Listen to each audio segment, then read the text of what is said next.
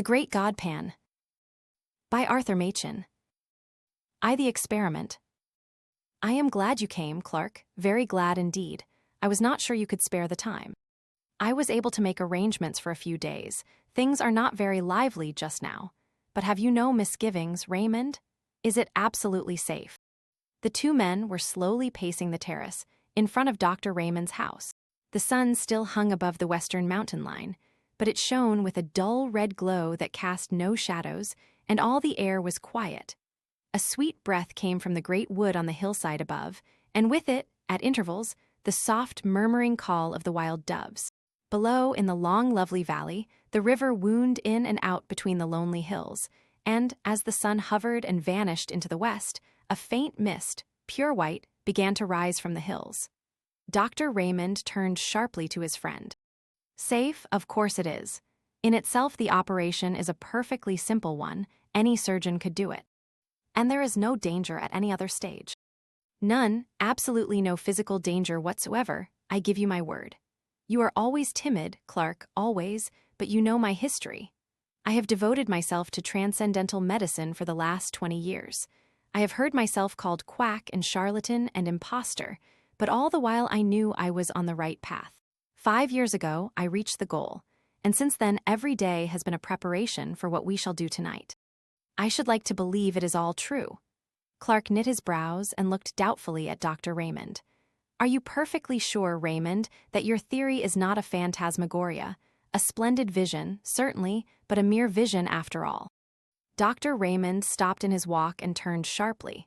He was a middle-aged man, gaunt and thin, of a pale yellow complexion, but as he answered Clark and faced him, there was a flush on his cheek. Look about you, Clark. You see the mountain and hill following after hill, as wave on wave.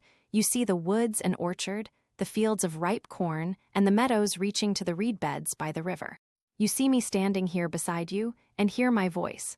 But I tell you that all these things, yes, from that star that has just shone out in the sky to the solid ground beneath our feet, I say that all these are but dreams and shadows, the shadows that hide the real world from our eyes.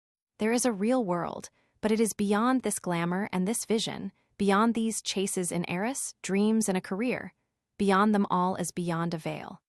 I do not know whether any human being has ever lifted that veil, but I do know, Clark, that you and I shall see it lifted this very night from before another's eyes. You may think this all strange nonsense. It may be strange, but it is true, and the ancients knew what lifting the veil means. They called it seeing the God Pan. Clark shivered. The white mist gathering over the river was chilly. It is wonderful indeed, he said. We are standing on the brink of a strange world, Raymond, if what you say is true. I suppose the knife is absolutely necessary. Yes, a slight lesion in the gray matter, that is all. A trifling rearrangement of certain cells, a microscopical alteration that would escape the attention of 99 brain specialists out of 100. I don't want to bother you with shop, Clark. I might give you a mass of technical detail which would sound very imposing and would leave you as enlightened as you are now. But I suppose you have read, casually, in out-of-the-way corners of your paper, that immense strides have been made recently in the physiology of the brain. I saw a paragraph the other day about Digby's theory and Brown Faber's discoveries. Theories and discoveries. Where they are standing now, I stood 15 years ago, and I need not tell you that I have not been standing still for the last 15 years.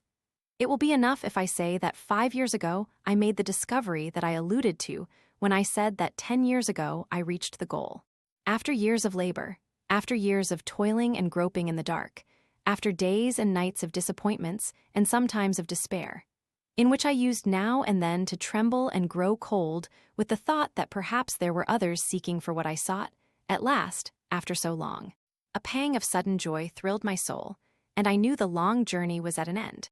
By what seemed then and still seems a chance, the suggestion of a moment's idle thought followed up upon familiar lines and paths that I had tracked 100 times already. The great truth burst upon me, and I saw, mapped out in lines of sight, a whole world, a sphere unknown.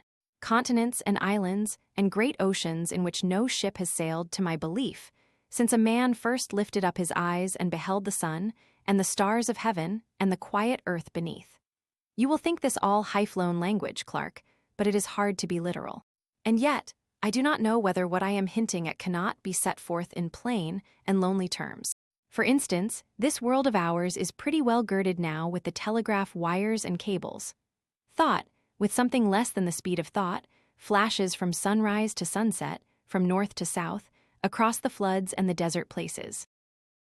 Suppose that an electrician of today were suddenly to perceive that he and his friends have merely been playing with pebbles, and mistaking them for the foundations of the world.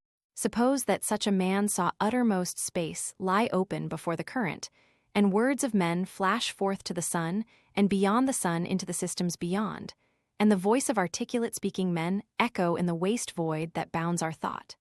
As analogies go, that is a pretty good analogy of what I have done. You can understand now a little of what I felt as I stood here one evening. It was a summer evening, and the valley looked much as it does now. I stood here and saw before me the unutterable, the unthinkable gulf that yawns profound between two worlds, the world of matter and the world of spirit. I saw the great empty deep stretch dim before me, and in that instant, a bridge of light leapt from the earth to the unknown shore, and the abyss was spanned. You may look in Brown Faber's book, if you like, and you will find that to the present day men of science are unable to account for the presence, or to specify the functions of a certain group of nerve cells in the brain. That group is, as it were, land to let, a mere waste place for fanciful theories. I am not in the position of Brown Faber and the specialists. I am perfectly instructed as to the possible functions of those nerve centers in the scheme of things.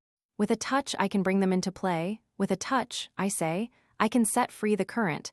With a touch I can complete the communication between this world of sense, and we shall be able to finish the sentence later on. Yes, the knife is necessary, but think what that knife will effect. It will level utterly the solid wall of sense, and probably, for the first time since man was made, a spirit will gaze on a spirit world. Clark, Mary will see the God pan. But you remember what you wrote to me. I thought it would be requisite that she. He whispered the rest into the doctor's ear. Not at all, not at all. That is nonsense, I assure you. Indeed, it is better as it is, I am quite certain of that. Consider the matter well, Raymond. It's a great responsibility. Something might go wrong, you would be a miserable man for the rest of your days. No, I think not, even if the worst happened. As you know, I rescued Mary from the gutter and from almost certain starvation when she was a child. I think her life is mine to use as I see fit. Come, it's getting late, we had better go in.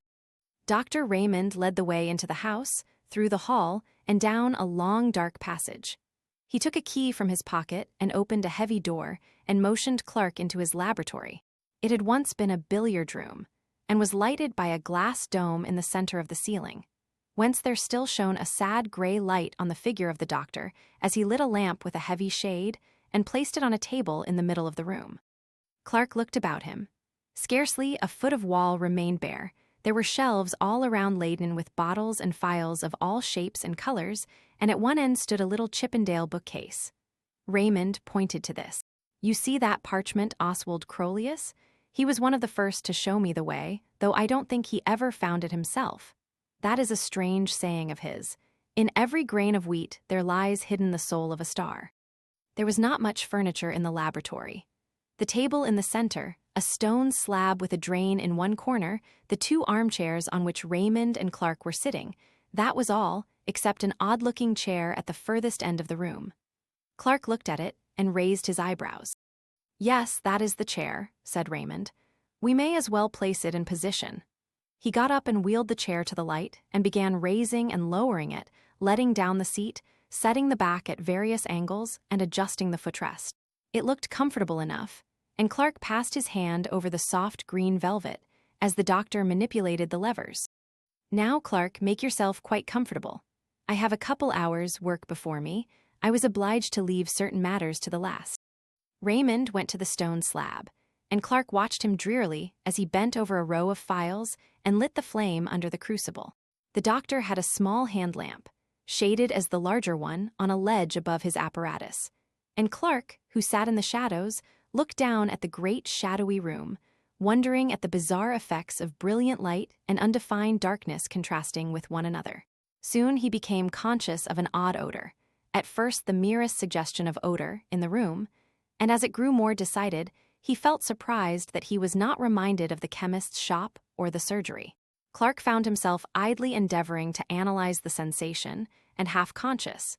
He began to think of a day, 15 years ago, that he had spent roaming through the woods and meadows near his own home. It was a burning day at the beginning of August.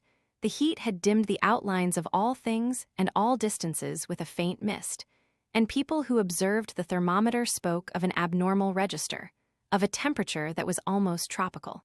Strangely, that wonderful hot day of the 50s rose up again in Clark's imagination. The sense of dazzling, all-pervading sunlight seemed to blot out the shadows and the lights of the laboratory, and he felt again the heated air beating in gusts about his face, saw the shimmer rising from the turf, and heard the myriad murmur of the summer. "I hope the smell doesn't annoy you, Clark. There's nothing unwholesome about it. It may make you a bit sleepy, that's all." Clark heard the words quite distinctly, and knew that Raymond was speaking to him, but for the life of him, he could not rouse himself from his lethargy. He could only think of the lonely walk he had taken 15 years ago. It was his last look at the fields and woods he had known since he was a child, and now it all stood out in brilliant light, as a picture, before him. Above all, there came to his nostrils the scent of summer, the smell of flowers mingled, and the odor of the woods, of cool, shaded places, deep in the green depths, drawn forth by the sun's heat. And the scent of the good earth, lying as it were with arms stretched forth and smiling lips, overpowered all. His fancies made him wander, as he had wandered long ago, from the fields into the wood, tracking a little path between the shining undergrowth of beech trees, and the trickle of water dropping from the limestone rock sounded as a clear melody in the dream. Thoughts began to go astray and to mingle with other thoughts. The beech alley was transformed to a path between ilex trees, and here and there a vine climbed from bough to bough, and sent up waving tendrils and drooped with purple grapes, and the sparse gray-green leaves of a wild olive tree stood out against the dark shadows of the ilex. Clark, in the deep folds of dream, was conscious that the path from his father's house had led him into an undiscovered country, and he was wondering at the strangeness of it all, when suddenly, in place of the hum and murmur of the summer, an infinite silence seemed to fall on all things, and the wood was hushed. And for a moment in time he stood face to face there with a presence that was neither man nor beast, neither the living nor the dead, but all things mingled, the form of all things but devoid of all form. And in that moment the sacrament of body and soul was dissolved, and a voice seemed to cry, "Let us go hence." And then the darkness of darkness beyond the stars, the darkness of everlasting. When Clark woke up with a start, he saw Raymond pouring a few drops of some oily fluid into a green phial, which he stoppered tightly. "You have been dozing," he said. "The journey must have tired you out. It is done now. I am going to fetch Mary. I shall be back in 10 minutes. Clark lay back in his chair and wondered. It seemed as if he had but passed from one dream into another. He half expected to see the walls of the laboratory melt and disappear, and to awake in London, shuddering at his own sleeping fancies. But at last the door opened, and the doctor returned, and behind him came a girl of about 17, dressed all in white. She was so beautiful that Clark did not wonder at what the doctor had written to him. She was blushing now over face and neck and arms, but Raymond seemed unmoved. "Mary," he said, "the time has come. You are quite free. Are you willing to trust yourself to me entirely?" "Yes, dear." "Do you hear that, Clark? You are my witness. Here is the chair, Mary. It is quite easy. Just sit in it and lean back. Are you ready?" "Yes, dear, quite ready. Give me a kiss before you begin." The doctor stooped and kissed her mouth, kindly enough. "Now shut your eyes," he said. The girl closed her eyelids as if she were tired and longed for sleep, and Raymond placed the green phial to her nostrils. Her face grew white, whiter than her dress.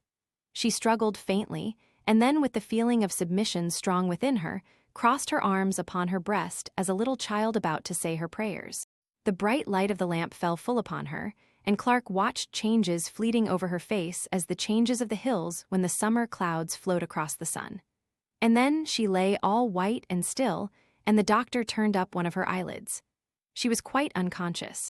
Raymond pressed hard on one of the levers, and the chair instantly sank back. Clark saw him cutting away a circle, like a tonsure, from her hair, and the lamp was moved nearer. Raymond took a small glittering instrument from a little case, and Clark turned away shudderingly. When he looked again, the doctor was binding up the wound he had made. "She will awake in 5 minutes." Raymond was still perfectly cool. "There is nothing more to be done, we can only wait." The minutes passed slowly. They could hear a slow, heavy ticking. There was an old clock in the passage. Clark felt sick and faint, his knees shook beneath him, he could hardly stand. Suddenly, as they watched, they heard a long-drawn sigh, and suddenly did the color that had vanished return to the girl's cheeks, and suddenly her eyes opened. Clark quailed before them. They shone with an awful light, looking far away, and a great wonder fell upon her face, and her hands stretched out as if to touch what was invisible. But in an instant the wonder faded, and gave place to the most awful terror. The muscles of her face were hideously convulsed, she shook from head to foot, the soul seemed struggling and shuddering within the house of flesh. It was a horrible sight, and Clark rushed forward, as she fell shrieking to the floor. 3 days later Raymond took Clark to Mary's bedside. She was lying wide awake, rolling her head from side to side, and grinning vacantly. "Yes," said the doctor, still quite cool, "it is a great pity, she is a hopeless idiot. However, it could not be helped, and after all she has seen the great god Pan." Mr. Clark's memoirs. Mr. Clark, the gentleman chosen by Dr. Raymond to witness the strange experiment of the god Pan, was a person in whose character caution and curiosity were oddly mingled.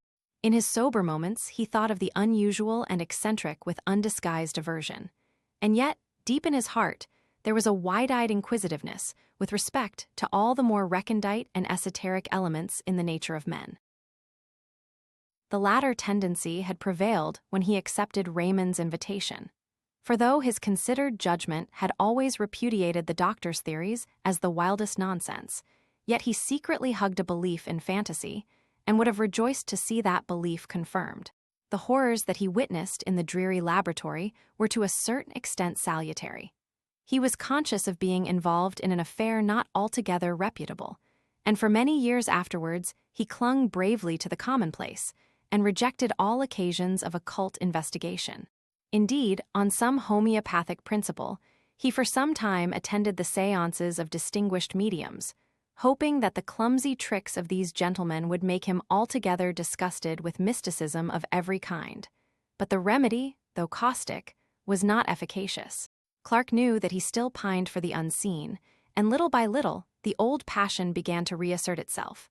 As the face of Mary, shuddering and convulsed with an unknown terror, faded slowly from his memory.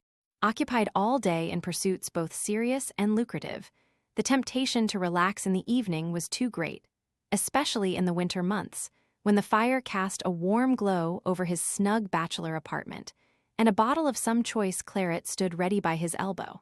His dinner digested, he would make a brief pretense of reading the evening paper, but the mere catalogue of news soon palled upon him, and Clark would find himself casting glances of warm desire in the direction of an old Japanese bureau, which stood at a pleasant distance from the hearth. Like a boy before a jam closet, for a few minutes he would hover indecisive, but lust always prevailed, and Clark ended by drawing up his chair, lighting a candle, and sitting down before the bureau.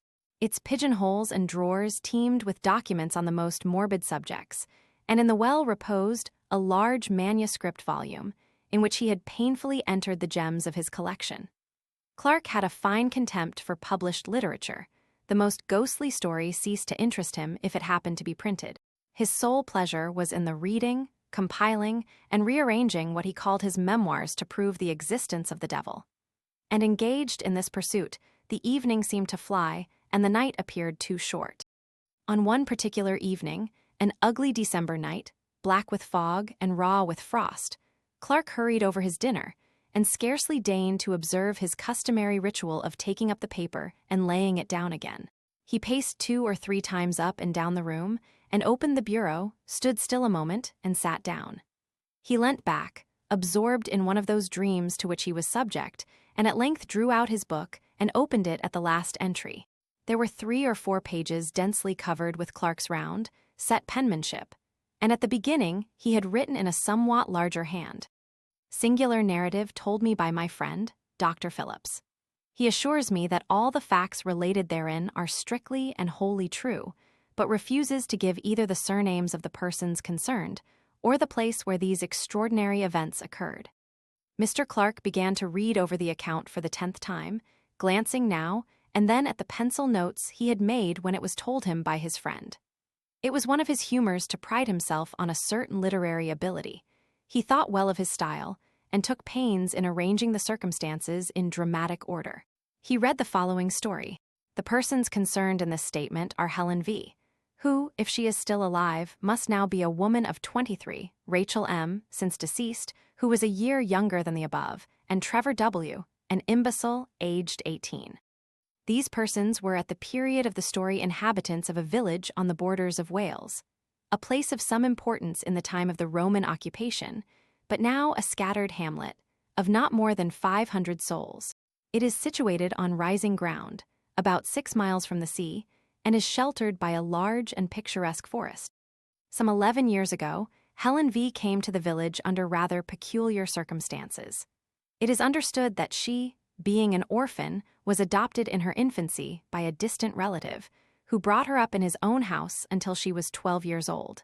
Thinking, however, that it would be better for the child to have playmates of her own age, he advertised in several local papers for a good home in a comfortable farmhouse for a girl of 12. And this advertisement was answered by Mr. R., a well-to-do farmer in the above-mentioned village. His references proving satisfactory, the gentleman sent his adopted daughter to Mr. R., with a letter in which he stipulated that the girl should have a room to herself, and stated that her guardians need be at no trouble in the matter of education, as she was already sufficiently educated for the position in life which she would occupy. In fact, Mr. R. was given to understand that the girl be allowed to find her own occupations and to spend her time almost as she liked. Mr. R. duly met her at the nearest station, a town 7 miles away from his house, and seems to have remarked nothing extraordinary about the child, except that she was reticent as to her former life and her adopted father. She was, however, of a very different type from the inhabitants of the village. Her skin was a pale, clear olive, and her features were strongly marked and of a somewhat foreign character. She appears to have settled down easily enough into farmhouse life, and became a favorite with the children, who sometimes went with her on her rambles in the forest, for this was her amusement. Mr. R. states that he has known her to go out by herself directly after their early breakfast, and not return till after dusk, and that, feeling uneasy at a young girl being out alone for so many hours, he communicated with her adopted father, who replied in a brief note that Helen must do as she chose. In the winter, when the forest paths are impassable, she spent most of her time in her bedroom, where she slept alone, according to the instructions of her relative. It was on one of these expeditions to the forest that the first of the singular incidents with which this girl is connected occurred, the date being about a year after her arrival at the village. The preceding winter had been remarkably severe, the snow drifting to a great depth, and the frost continuing for an unexampled period, and the summer following was as noteworthy for its extreme heat. On one of the very hottest days in the summer, Helen V. left the farmhouse for one of her long rambles in the forest, taking with her, as usual, some bread and meat for lunch. She was seen by some men in the fields making for the old Roman road, a green causeway which traverses the highest part of the wood, and they were astonished to observe that the girl had taken off her hat, though the heat of the sun was already tropical. As it happened, a laborer, Joseph W. by name, was working in the forest near the Roman road, and at 12 o'clock his little son, Trevor, brought the man his dinner of bread and cheese. After the meal, the boy, who was about 7 years old at the time, left his father at work, and, as he said, went to look for flowers in the wood, and the man, who could hear him shouting with delight at his discoveries, felt no uneasiness. Suddenly, however, he was horrified at hearing the most dreadful screams, evidently the result of great terror, proceeding from the direction in which his son had gone, and he hastily threw down his tools and ran to see what had happened. Tracing his path by the sound, he met the little boy, who was running headlong and was evidently terribly frightened. And on questioning him, the man elicited that after picking a posy of flowers he felt tired and lay down on the grass and fell asleep. He was suddenly awakened, as he stated, by a peculiar noise, a sort of singing he called it, and on peeping through the branches he saw Helen V. playing on the grass with a strange naked man, who he seemed unable to describe more fully. He said he felt dreadfully frightened and ran away crying for his father. Joseph W.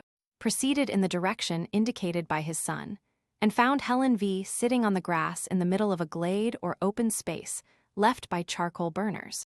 He angrily charged her with frightening his little boy, but she entirely denied the accusation and laughed at the child's story of a strange man, to which he himself did not attach much credence. Joseph W. came to the conclusion that the boy had woke up with a sudden fright, as children sometimes do, but Trevor persisted in his story and continued in such evident distress that at last his father took him home, hoping that his mother would be able to soothe him. For many weeks, however, the boy gave his parents much anxiety. He became nervous and strange in his manner, refusing to leave the cottage by himself, and constantly alarming the household by waking in the night with cries of the man in the wood. "Father! Father!" In course of time, however, the impression seemed to have worn off, and about 3 months later he accompanied his father to the home of a gentleman in the neighborhood, for whom Joseph W. occasionally did work. The man was shown into the study, and the little boy was left sitting in the hall, and a few minutes later, while the gentleman was giving W. his instructions, they were both horrified by a piercing shriek and the sound of a fall, and rushing out they found the child lying senseless on the floor, his face contorted with terror. The doctor was immediately summoned, and after some examination, he pronounced the child to be suffering from a kind of fit, apparently produced by a sudden shock. The boy was taken to one of the bedrooms, and after some time recovered consciousness, but only to pass into a condition described by the medical man as one of violent hysteria. The doctor exhibited a strong sedative, and in the course of 2 hours pronounced him fit to walk home. But in passing through the hall, the paroxysms of fright returned, and with additional violence. The father perceived that the child was pointing at some object, and heard the old cry, "The man in the wood," and looking in the direction indicated saw a stone head of grotesque appearance, which had been built into the wall above one of the doors. It seems the owner of the house had recently made alterations in his premises, and on digging the foundations for some offices, the men had found a curious head, evidently of the Roman period, which had been placed in the manner described. The head is pronounced by the most experienced archaeologists of the district to be that of a faun or satyr. Asterisk. Dr. Phillips tells me that he has seen the head in question, and assures me that he has never received such a vivid presentment of intense evil. From whatever cause arising, this second shock seemed too severe for the boy Trevor, and at the present date he suffers from a weakness of intellect, which gives but little promise of amending. The matter caused a good deal of sensation at the time, and the girl Helen was closely questioned by Mr. R. But to no purpose, she steadfastly denying that she had frightened or in any way molested Trevor. The second event with which this girl's name is connected took place about 6 years ago, and is of a still more extraordinary character. At the beginning of the summer of 1882, Helen contracted a friendship of a peculiarly intimate character with Rachel M., the daughter of a prosperous farmer in the neighborhood. This girl, who was a year younger than Helen, was considered by most people to be the prettier of the two, though Helen's features had to a great extent softened as she became older. The two girls, who were together on every available opportunity, presented a singular contrast, the one with her clear, olive skin and almost Italian appearance, and the other of the proverbial red and white of our rural districts. It must be stated that the payments made to Mr. R. for the maintenance of Helen were known in the village for their excessive liberality, and the impression was general that she would one day inherit a large sum of money from her relative. The parents of Rachel were therefore not averse from their daughter's friendship with the girl, and even encouraged the intimacy, though they now bitterly regret having done so. Helen still retained her extraordinary fondness for the forest, and on several occasions Rachel accompanied her, the two friends setting out early in the morning and remaining in the wood until dusk.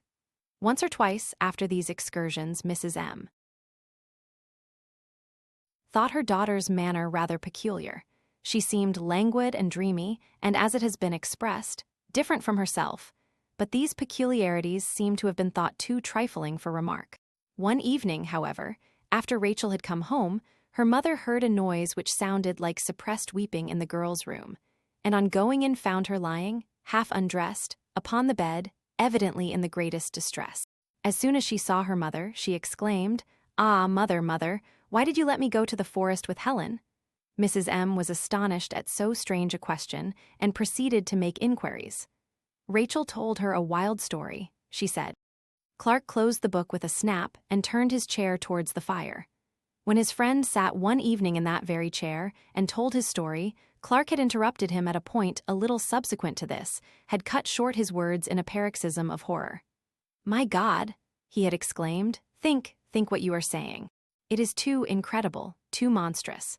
Such things can never be in this quiet world, where men and women live and die and struggle and conquer or maybe fail and fall down under sorrow, and grieve and suffer strange fortunes for many a year. But not this, Phillips, not such things as this. There must be some explanation, some way out of the terror. Why, man, if such a case were possible, our earth would be a nightmare." But Phillips had told his story to the end, concluding, "Her flight remains a mystery to this day.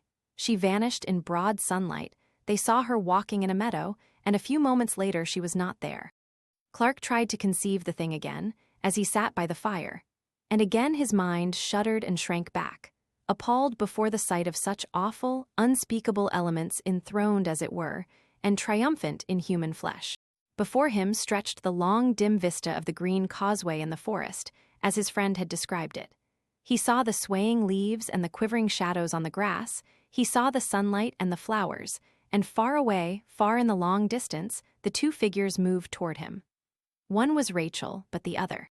Clark had tried his best to disbelieve it all, but at the end of the account, as he had written it in his book, he had placed the inscription, "Et diabolus incarnatus est, et homo factus est. Ei the city of resurrections." "Herbert, good God, is it possible?" "Yes, my name's Herbert. I think I know your face too, but I don't remember your name. My memory is very queer." "Don't you recollect Villiers of Wadham?" So it is, so it is. I beg your pardon, Villiers, I didn't think I was begging of an old college friend. Good night." "My dear fellow, this haste is unnecessary. My rooms are close by, but we won't go there just yet. Suppose we walk up Shaftesbury Avenue a little way? But how in heaven's name have you come to this pass, Herbert?" "It's a long story, Villiers, and a strange one too, but you can hear it if you like." "Come on then, take my arm, you don't seem very strong." The ill-assorted pair moved slowly up Rupert Street, the one in dirty, evil-looking rags, and the other attired in the regulation uniform of a man about town, trim, glossy, and eminently well-to-do. Villiers had emerged from his restaurant after an excellent dinner of many courses, assisted by an ingratiating little flask of Chianti, and, in that frame of mind which was with him almost chronic, had delayed a moment by the door, peering round in the dimly lighted street, in search of those mysterious incidents and persons with which the streets of London teem in every quarter and every hour. Villiers prided himself as a practiced explorer of such obscure mazes and byways of London life. And in this unprofitable pursuit, he displayed an assiduity which was worthy of more serious employment. Thus he stood by the lamp-post, surveying the passers-by with undisguised curiosity, and with that gravity known only to the systematic diner, had just enunciated in his mind the formula. London has been called the city of encounters. It is more than that, it is the city of resurrections. When these reflections were suddenly interrupted by a piteous whine at his elbow and a deplorable appeal for alms. He looked around in some irritation, and with a sudden shock found himself confronted with the embodied proof of his somewhat stilted fancies. There, close beside him, his face altered and disfigured by poverty and disgrace, his body barely covered by greasy, ill-fitting rags, stood his old friend Charles Herbert, who had matriculated on the same day as himself, with whom he had been merry and wise for 12 revolving terms. Different occupations and varying interests had interrupted the friendship, and it was 6 years since Villiers had seen Herbert. And now he looked upon this wreck of a man with grief and dismay, mingled with a certain inquisitiveness as to what dreary chain of circumstances had dragged him down to such a doleful pass. Villiers felt together with compassion all the relish of the amateur in mysteries, and congratulated himself on his leisurely speculations outside the restaurant. They walked on in silence for some time, and more than one passerby stared in astonishment at the unaccustomed spectacle of a well-dressed man with an unmistakable beggar hanging onto his arm, and, observing this, Villiers led the way to an obscure street in Soho. Here he repeated his question. "How on earth has it happened, Herbert? I always understood you would succeed to an excellent position in Dorsetshire. Did your father disinherit you? Surely not." "No, Villiers. I came into all the property at my poor father's death. He died a year after I left Oxford. He was a very good father to me, and I mourned his death sincerely enough. But you know what young men are. A few months later I came up to town and went a good deal into society. Of course I had excellent introductions, and I managed to enjoy myself very much in a harmless sort of way. I played a little, certainly, but never for heavy stakes, and the few bets I made on races brought me in money, only a few pounds, you know, but enough to pay for cigars and such petty pleasures. It was in my second season that the tide turned. Of course you have heard of my marriage." "No, I never heard anything about it." "Yes, I married Villiers. I met a girl of the most wonderful and most strange beauty, at the house of some people whom I knew. I cannot tell you her age. I never knew it, but so far as I can guess, I should think she must have been about 19 when I made her acquaintance. My friends had come to know her at Florence. She told them she was an orphan, the child of an English father and an Italian mother, and she charmed them as she charmed me. The first time I saw her was at an evening party. I was standing by the door talking to a friend, when suddenly above the hum and babble of conversation I heard a voice which seemed to thrill to my heart. She was singing an Italian song. I was introduced to her that evening, and in 3 months I married Helen. Villiers, that woman, if I can call her woman, corrupted my soul. The night of the wedding I found myself sitting in her bedroom in the hotel, listening to her talk. She was sitting up in bed, and I listened to her as she spoke in her beautiful voice, spoke of things which even now I would not dare whisper in the blackest night, though I stood in the midst of a wilderness. You, Villiers, you may think you know life and London, and what goes on day and night in this dreadful city. For all I can say, you may have heard the talk of the vilest, but I tell you, you can have no conception of what I know. Not in your most fantastic, hideous dreams can you have imaged forth the faintest shadow of what I have heard and seen. Yes, seen. I have seen the incredible, such horrors that even I myself sometimes stop in the middle of the street and ask whether it is possible for a man to behold such things and live. In a year, Villiers, I was a ruined man, in body and soul, in body and soul. But your property, Herbert, you had land in Dorset. I sold it all, the fields and woods, the dear old house, everything. And the money. She took it all from me. And then left you. Yes, she disappeared one night. I don't know where she went, but I am sure if I saw her again it would kill me. The rest of my story is of no interest. Sordid misery, that is all. You may think, Villiers, that I have exaggerated and talked for effect, but I have not told you half. I could tell you certain things which would convince you, but you would never know a happy day again. You would pass the rest of your life, as I pass mine, a haunted man, a man who has seen hell. Villiers took the unfortunate man to his rooms and gave him a meal. Herbert could eat little, and scarcely touched the glass of wine set before him. He sat moody and silent by the fire, and seemed relieved when Villiers sent him away with a small present of money. "By the way, Herbert," said Villiers as they parted at the door, "what was your wife's name? You said Helen, I think. Helen what?" "The name she passed under when I met her was Helen Vaughan, but what her real name was I can't say. I don't think she had a name." No, not in that sense. Only human beings have names, Villiers. I can't say any more. Goodbye. Yes, I will not fail to call if I see any way in which you can help me. Good night." The man went out into the bitter night, and Villiers returned to his fireside. There was something about Herbert which shocked him inexpressibly. Not his poor rags, nor the marks which poverty had set upon his face, but rather an indefinite terror which hung about him like a mist. He had acknowledged that he himself was not devoid of blame. The woman, he had avowed, had corrupted him body and soul, and Villiers felt that this man, once his friend, had been an actor in scenes evil beyond the power of words. His story needed no confirmation. He himself was the embodied proof of it. Villiers mused curiously over the story he had heard, and wondered whether he had heard both the first and the last of it. No, he thought, certainly not the last, probably only the beginning. A case like this is like a nest of Chinese boxes. You open one after the other and find a quainter workmanship in every box. Most likely poor Herbert is merely one of the outside boxes. There are stranger ones to follow. Villiers could not take his mind away from Herbert and his story, which seemed to grow wilder as the night wore on. The fire seemed to burn low, and the chilly air of the morning crept into the room. Villiers got up with a glance over his shoulder and, shivering slightly, went to bed. A few days later, he saw at his club a gentleman of his acquaintance, named Austin, who was famous for his intimate knowledge of London life, both in its tenebrous and luminous phases. Villiers, still full of his encounter in Soho and its consequences, thought Austin might possibly be able to shed some light on Herbert's history. And so, after some casual talk, he suddenly put the question, "Do you happen to know anything of a man named Herbert, Charles Herbert?" Austin turned round sharply and stared at Villiers with some astonishment. "Charles Herbert, weren't you in town 3 years ago? No, then you have not heard of the Paul Street case. It caused a good deal of sensation at the time." "What was the case?" "Well, a gentleman, a man of very good position, was found dead, stark dead, in the area of a certain house in Paul Street, off Tottenham Court Road. Of course, the police did not make the discovery. If you happen to be sitting up all night and have a light in your window, the constable will ring the bell, but if you happen to be lying dead in somebody's area, you will be left alone. In this instance, as in many others, the alarm was raised by some kind of vagabond.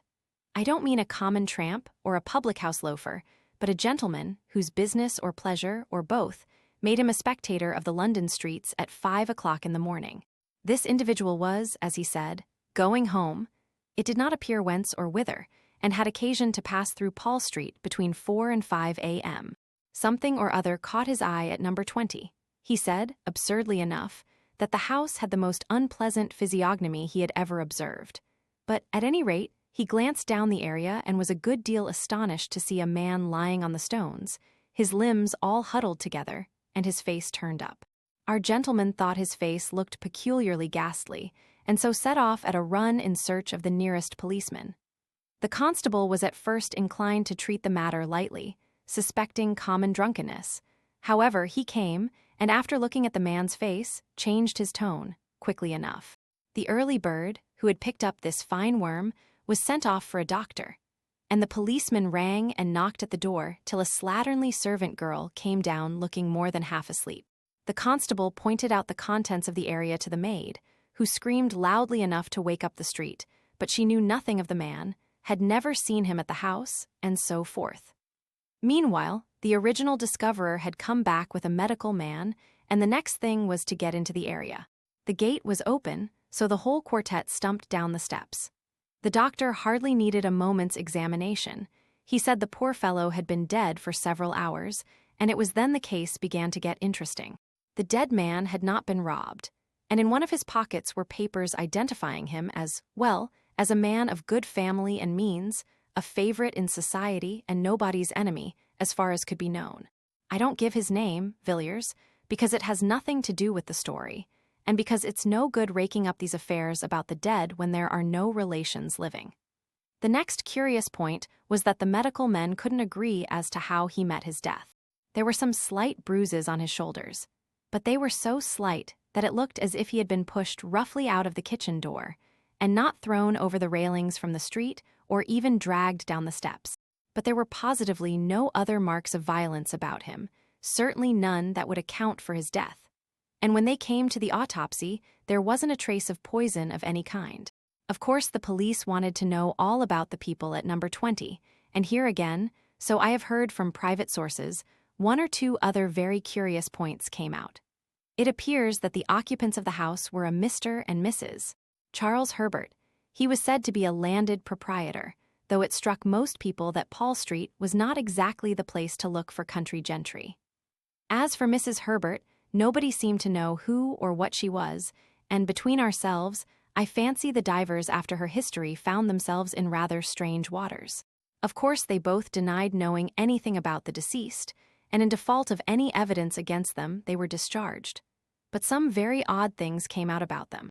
Though it was between 5 and 6 in the morning, when the dead man was removed, a large crowd had collected, and several of the neighbors ran to see what was going on. They were pretty free with their comments, by all accounts, and from these it appeared that number 20 was in very bad odor in Paul Street. The detectives tried to trace down these rumors to some solid foundation of fact, but could not get hold of anything. People shook their heads and raised their eyebrows and thought the Herberts rather queer, would rather not be seen going into their house, and so on, but there was nothing tangible. The authorities were morally certain the man met his death in some way or another in the house and was thrown out by the kitchen door, but they couldn't prove it, and the absence of any indications of violence or poisoning left them helpless. An odd case, wasn't it? But curiously enough, there's something more that I haven't told you. I happen to know one of the doctors who was consulted as to the cause of death, and some time after the inquest I met him and asked him about it. "Do you really mean to tell me," I said, "that you were baffled by the case, that you actually don't know what the man died of?" "Pardon me," he replied, "I know perfectly well what caused death. Blank died of fright, of sheer, awful terror. I never saw features so hideously contorted in the entire course of my practice, and I have seen the faces of a whole host of dead." The doctor was usually a cool customer enough, and a certain vehemence in his manner struck me, but I couldn't get anything more out of him. I suppose the Treasury didn't see their way to prosecuting the Herberts for frightening a man to death. At any rate, nothing was done, and the case dropped out of men's minds. "Do you happen to know anything of Herbert?" "Well," replied Villiers, "he was an old college friend of mine." "You don't say so. Have you ever seen his wife?" "No, I haven't. I have lost sight of Herbert for many years." "It's queer, isn't it? Parting with a man at the college gate or at Paddington, seeing nothing of him for years, and then finding him pop up his head in such an odd place. But I should like to have seen Mrs. Herbert. People said extraordinary things about her." "What sort of things?" "Well, I hardly know how to tell you. Everyone who saw her at the police court said she was at once the most beautiful woman and the most repulsive they had ever set eyes on. I have spoken to a man who saw her, and I assure you he positively shuddered as he tried to describe the woman, but he couldn't tell why. She seems to have been a sort of enigma, and I expect if that one dead man could have told tales, he would have told some uncommonly queer ones. And there, you are again in another puzzle. What could a respectable country gentleman like Mr. Blank, we'll call him that if you don't mind, want in such a very queer house as number 20? It's altogether a very odd case, isn't it?" "It is indeed, Austin, an extraordinary case. I didn't think, when I asked you about my old friend, I should strike on such strange metal. Well, I must be off. Good day." Villiers went away, thinking of his own conceit of the Chinese boxes. Here was quaint workmanship indeed. Of the discovery in Paul Street. A few months after Villiers' meeting with Herbert, Mr. Clark was sitting, as usual, by his after-dinner hearth, resolutely guarding his fancies from wandering in the direction of the bureau. For more than a week he had succeeded in keeping away from the memoirs, and he cherished hopes of a complete self-reformation. But in spite of his endeavors, he could not hush the wonder and the strange curiosity that the last case he had written down had excited within him. He had put the case, or rather the outline of it, conjecturally to a scientific friend who shook his head and thought Clark getting queer. And on this particular evening, Clark was making an effort to rationalize the story, when a sudden knock at the door roused him from his meditations. "Mr. Villiers to see you, sir." "Dear me, Villiers, it is very kind of you to look me up. I have not seen you for many months, I should think nearly a year." Come in, come in. And how are you, Villiers? Want any advice about investments?" "No, thanks. I fancy everything I have in that way is pretty safe." "No, Clark. I have really come to consult you about a rather curious matter that has been brought under my notice of late. I am afraid you will think it all rather absurd when I tell my tale. I sometimes think so myself, and that's just why I made up my mind to come to you, as I know you're a practical man." Mr. Villiers was ignorant of the memoirs to prove the existence of the devil. "Well, Villiers, I shall be happy to give you my advice to the best of my ability. What is the nature of the case?" "It's an extraordinary thing altogether. You know my ways. I always keep my eyes open in the streets, and in my time I have chanced upon some queer customers and queer cases too, but this, I think, beats all. I was coming out of a restaurant one nasty winter night about 3 months ago.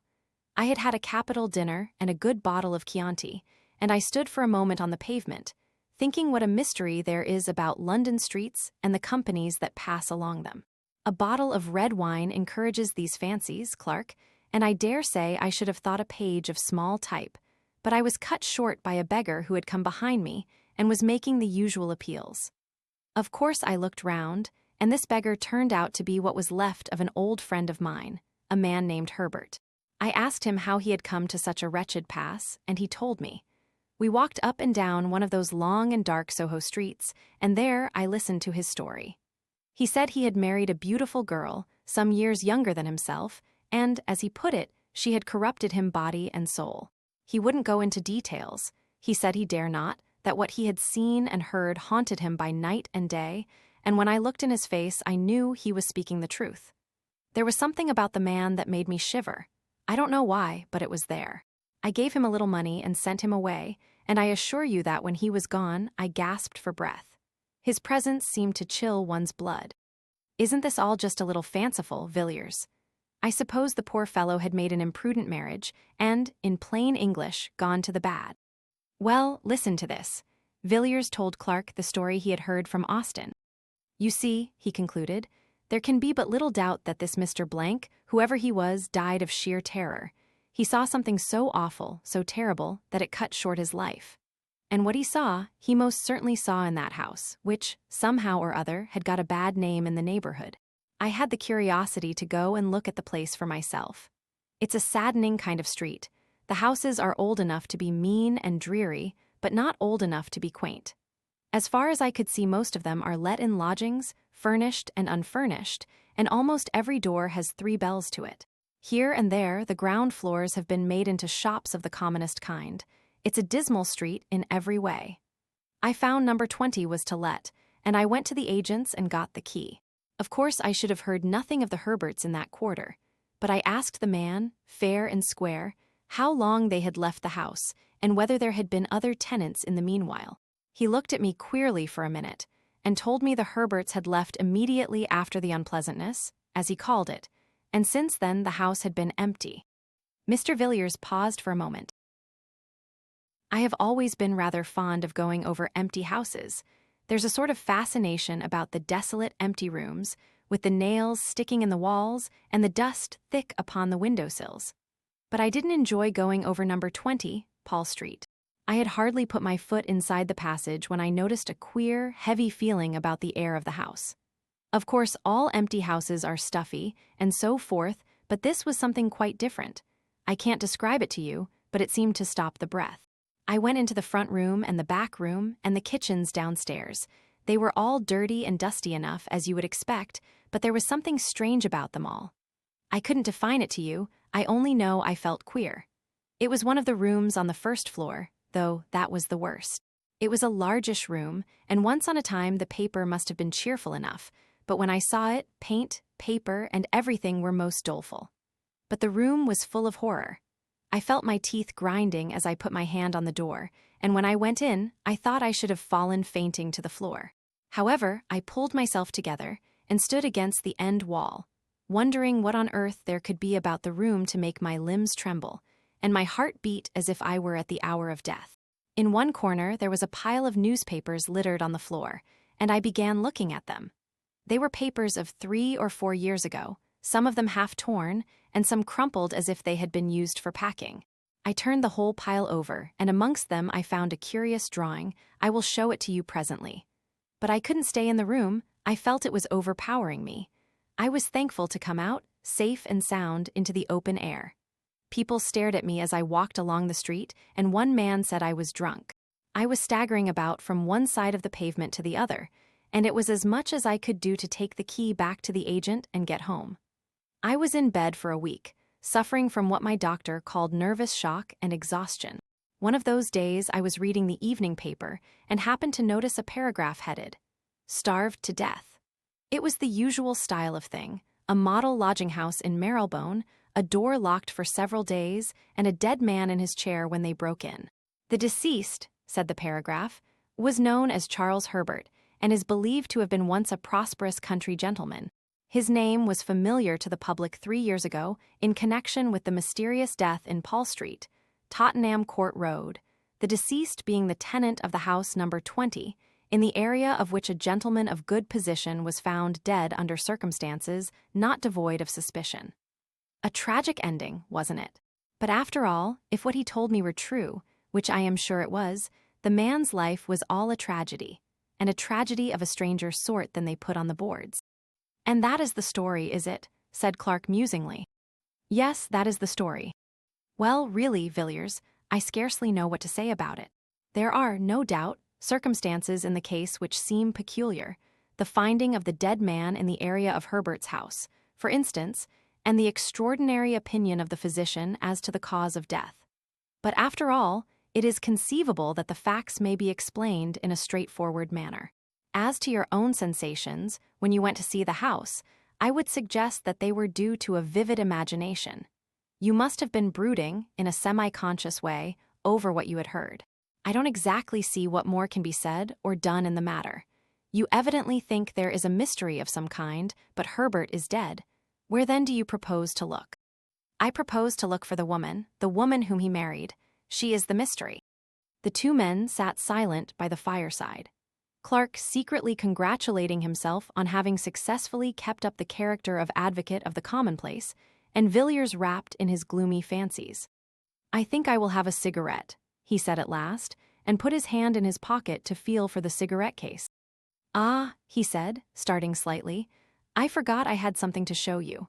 You remember my saying that I had found a rather curious sketch amongst the pile of old newspapers at the house in Paul Street. Here it is. Villiers drew out a small, thin parcel from his pocket. It was covered with brown paper and secured with string, and the knots were troublesome. In spite of himself, Clark felt inquisitive. He bent forward on his chair as Villiers painfully undid the string and unfolded the outer covering. Inside was a second wrapping of tissue, and Villiers took it off and handed the small piece of paper to Clark without a word. There was dead silence in the room for 5 minutes or more. The two men sat so still that they could hear the ticking of the tall, old-fashioned clock that stood outside in the hall, and in the mind of one of them the slow monotony of sound woke up a far, far memory. He was looking intently at the small pen-and-ink sketch of the woman's head. It had evidently been drawn with great care, and by a true artist, for the woman's soul looked out of the eyes, and the lips were parted with a strange smile. Clark gazed still at the face. It brought to his memory one summer evening, long ago.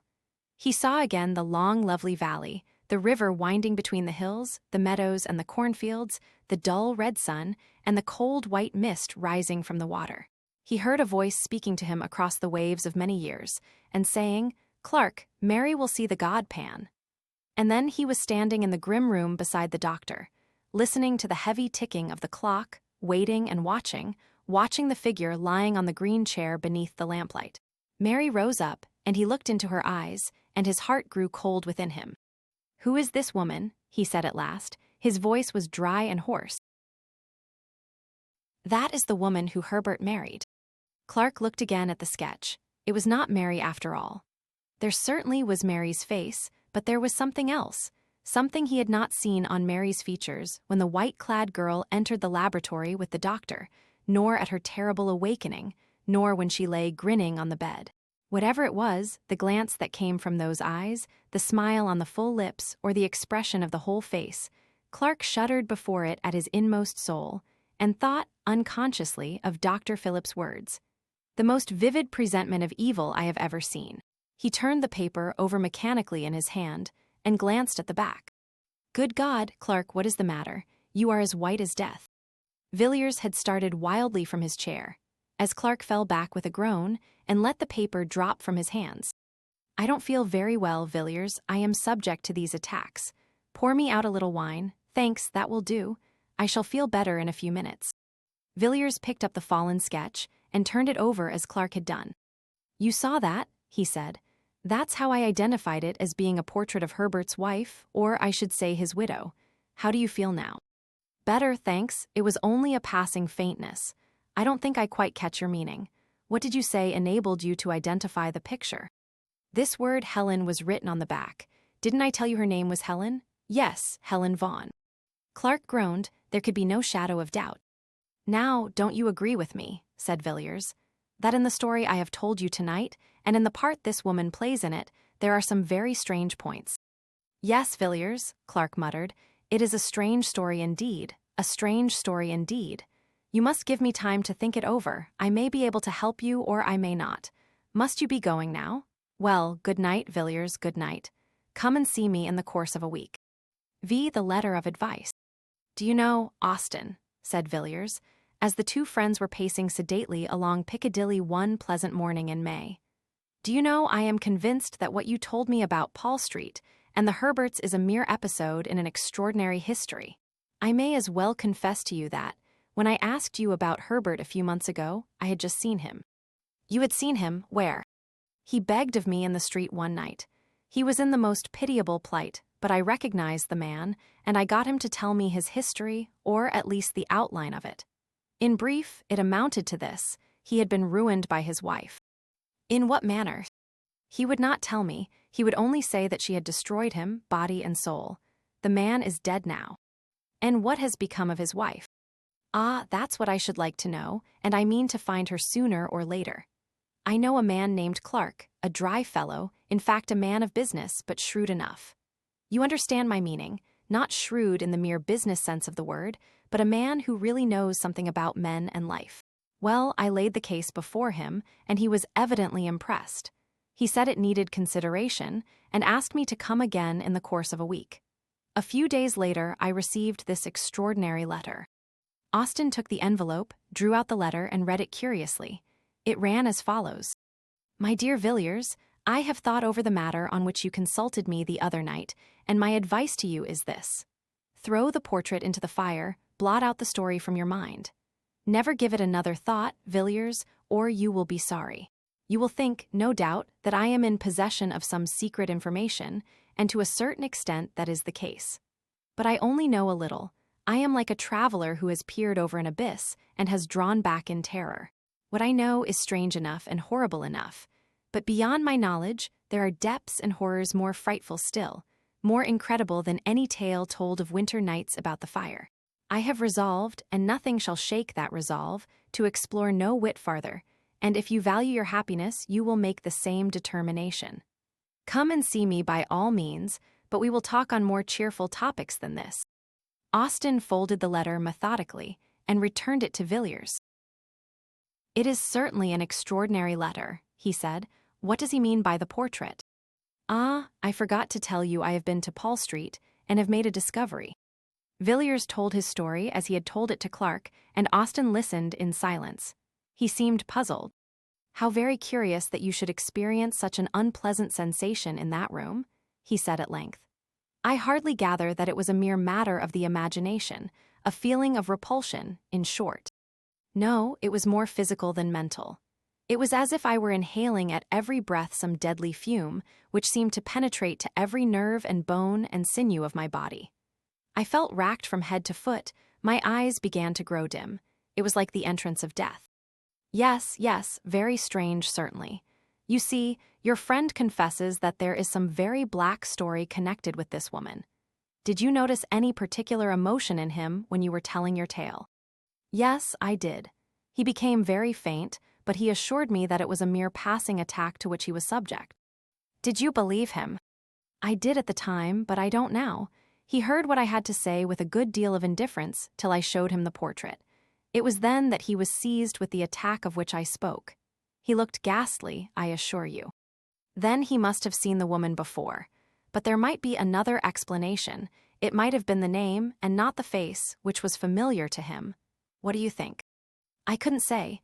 To the best of my belief, it was after turning the portrait in his hands that he nearly dropped from the chair. The name, you know, was written on the back. Quite so. After all, it is impossible to come to any resolution in a case like this. I hate melodrama, and nothing strikes me as more commonplace and tedious than the ordinary ghost story of commerce. But really, Villiers, it looks as if there were something very queer at the bottom of all this. The two men had, without noticing it, turned up Ashley Street, leading northward from Piccadilly. It was a long street, and rather a gloomy one, but here and there a brighter taste had illuminated the dark houses with flowers and gay curtains and a cheerful paint on the doors. Villiers glanced up as Austen stopped speaking and looked at one of these houses. Geraniums, red and white, drooped from every sill, and daffodil-colored curtains were draped back from each window. "It looks cheerful, doesn't it?" he said. "Yes, and the inside is still more cheery. One of the pleasantest houses of the season, so I have heard. I haven't been there myself, but I've met several men who have, and they tell me it's uncommonly jovial." "Whose house is it?" "A Mrs. Beaumont S. "And who is she?" "I couldn't tell you. I have heard she comes from South America, but after all, who she is of little consequence. She is a very wealthy woman, there's no doubt of that, and some of the best people have taken her up. I hear she has some wonderful claret, really marvelous wine, which must have cost a fabulous sum. Lord Argentine was telling me about it. He was there last Sunday evening. He assures me he has never tasted such a wine, and Argentine, as you know, is an expert. By the way, that reminds me, she must be an oddish sort of woman, this Mrs. Beaumont." Argentine asked her how old the wine was, and what do you think she said? "About 1,000 years, I believe." Lord Argentine thought she was chaffing him, you know, but when he laughed she said she was speaking quite seriously and offered to show him the jar. Of course, he couldn't say anything more after that, but it seems rather antiquated for a beverage, doesn't it? "Why, here we are at my rooms. Come in, won't you?" "Thanks, I think I will. I haven't seen the curiosity shop for a while." It was a room furnished richly, yet oddly, where every jar and bookcase and table, and every rug and jar and ornament seemed to be a thing apart, preserving each its own individuality. "Anything fresh lately?" said Villiers after a while. "No, I think not. You saw those queer jugs, didn't you?" "I thought so. I don't think I have come across anything for the last few weeks." Austen glanced around the room from cupboard to cupboard, from shelf to shelf, in search of some new oddity. His eyes fell at last on an odd chest, pleasantly and quaintly carved, which stood in a dark corner of the room. "Ah," he said, "I was forgetting, I have got something to show you." Austen unlocked the chest, drew out a thick quarto volume, laid it on the table, and resumed the cigar he had put down. "Did you know Arthur Machen the painter, Villiers?" "A little. I met him 2 or 3 times at the house of a friend of mine. What has become of him? I haven't heard his name mentioned for some time." "He's dead." "You don't say so. Quite young, wasn't he?" "Yes, only 30 when he died." "What did he die of?" "I don't know. He was an intimate friend of mine and a thoroughly good fellow. He used to come here and talk to me for hours, and he was one of the best talkers I have met. He could even talk about painting, and that's more than can be said of most painters. About 18 months ago, he was feeling rather overworked, and partly at my suggestion, he went off on a sort of roving expedition, with no very definite end or aim about it. I believe New York was to be his first port, but I never heard from him. 3 months ago, I got this book, with a very civil letter from an English doctor practicing at Buenos Aires, stating that he had attended the late Mr. Merrick during his illness, and that the deceased had expressed an earnest wish that the enclosed packet should be sent to me after his death. That was all. "And haven't you written for further particulars?" "I have been thinking of doing so. You would advise me to write to the doctor?" "Certainly, and what about the book?" "It was sealed up when I got it. I don't think the doctor had seen it." "It is something very rare. Merrick was a collector, perhaps." "No, I think not. Hardly a collector. Now, what do you think of these Ainu jugs?" "They are peculiar, but I like them. But aren't you going to show me poor Merrick's legacy?" "Yes, yes, to be sure. The fact is, it's rather a peculiar sort of thing, and I haven't shown it to anyone. I wouldn't say anything about it if I were you. There it is." Villiers took the book and opened it at haphazard. "It isn't a printed volume, then?" he said. "No, it is a collection of drawings in black and white by my poor friend Merrick." Villiers turned to the first page. It was blank. The second bore a brief inscription, which he read. "Silit per diem universis, nec sine horror secretus est, lucit nocturnis ignibus, chorus Egypanum undique personator. Audienter et cantus tibirum, et tinnitus symbolorum per orem maritimum." On the third page was a design which made Villiers start and look up at Austen. He was gazing abstractedly out of the window. Villiers turned page after page, absorbed, in spite of himself, in the frightful Walpurgis night of evil, strange, monstrous evil, that the dead artist had set forth in hard black and white. The figures of fauns and satyrs and Aegipans danced before his eyes, the darkness of the thicket, the dance on the mountaintop, the scenes by lonely shores, in green vineyards, by rocks and desert places, passed before him. A world before which the human soul seemed to shrink back and shudder. Villiers whirled over the remaining pages. He had seen enough, but the picture on the last leaf caught his eye as he almost closed the book. Austin. Well, what is it? Do you know who that is? It was a woman's face, alone on the white page. Know who it is? No, of course not. I do. Who is it? It is Mrs. Herbert. Are you sure? I am perfectly sure of it. Poor Merrick, he is one more chapter in her history. But what do you think of the designs? They are frightful. Lock the book up again, Austin. If I were you, I would burn it. It must be a terrible companion even though it be in a chest. Yes, they are singular drawings. But I wonder what connection there could be between Merrick and Mrs. Herbert, or what link between her and these designs. Ah, who can say? It is possible that the matter may end here, and we shall never know, but in my own opinion this Helen Vaughan or Mrs. Herbert is only the beginning. She will come back to London, Austin. Depend on it, she will come back, and we shall hear more about her then. I doubt it will be very pleasant news. By the suicides. Lord Argentine was a great favourite in London society. At 20, he had been a poor man, decked with the surname of an illustrious family, but forced to earn a livelihood as best he could. And the most speculative of moneylenders would not have entrusted him with £50 on the chance of his ever changing his name for a title, and his poverty for a great fortune. His father had been near enough to the fountain of good things to secure one of the family livings, but the son, even if he had taken orders, would scarcely have obtained so much as this, and moreover felt no vocation for the ecclesiastical estate. Thus he fronted the world with no better armor than the bachelor's gown and the wits of a younger son's grandson, with which equipment he contrived in some way to make a very tolerable fight of it. At 25, Mr. Charles Aubernon saw himself still a man of struggles and of warfare with the world. But out of the 7 who stood before him and the high places of his family, 3 only remained. These 3, however, were good lives, but yet not proof against the Zulu assegais and typhoid fever. And so one morning Aubernon woke up and found himself Lord Argentine, a man of 30 who had faced the difficulties of existence and had conquered. The situation amused him immensely, and he resolved that riches should be as pleasant to him as poverty had always been. Argentine, after some little consideration, came to the conclusion that dining, regarded as a fine art, was perhaps the most amusing pursuit open to fallen humanity. And thus his dinners became famous in London, and an invitation to his table a thing covetously desired. After 10 years of lordship and dinners, Argentine still declined to be jaded, still persisted in enjoying life, and by a kind of infection had become recognized as the cause of joy in others, in short, as the best of company. His sudden and tragical death, therefore, caused a wide and deep sensation. People could scarcely believe it, even though the newspaper was before their eyes, and the cry of mysterious death of a nobleman came ringing up from the street. But there stood the brief paragraph. Lord Argentine was found dead this morning by his valet under distressing circumstances. It is stated that there can be no doubt that his lordship committed suicide, though no motive can be assigned for the act.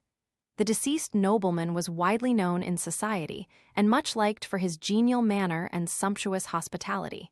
He is succeeded by, etc., etc. By slow degrees the details came to light, but the case still remained a mystery. The chief witness at the inquest was the deceased's valet, who said that the night before his death Lord Argentine had dined with a lady of good position, whose name was suppressed in the newspaper reports.